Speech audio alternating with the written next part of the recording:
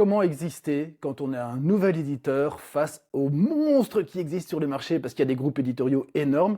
En fait, 80% des livres sont vendus par 4 grands groupes éditoriaux et ils possèdent une centaine de maisons d'édition que vous connaissez. Vous pensez peut-être que ce sont des maisons d'édition différentes. Eh bien non. Si vous remontez au sommet, elles sont dirigées par 4 grands groupes qui dominent le marché et vendent plus de 80% de tous les livres qui se vendent en France chaque année. Alors comment on fait pour exister là-dedans?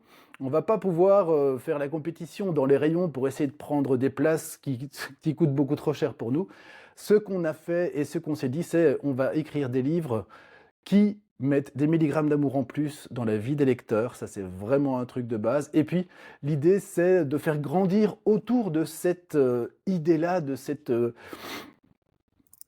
qui nous anime là dans le fond, vous voyez, cette volonté, cette évidence de créer une communauté. Alors on débute, hein, on vient de commencer, donc forcément on n'est pas très nombreux, mais moi je crois qu'il y a de la place pour mettre dans le monde du lien, de l'amour, des milligrammes d'amour en plus, et que chaque lecteur qui lit un de nos livres et qui est touché dans le plus profond de lui-même, il aura envie d'en parler autour de lui, et il aura envie à son tour de mettre dans son entourage des milligrammes d'amour en plus.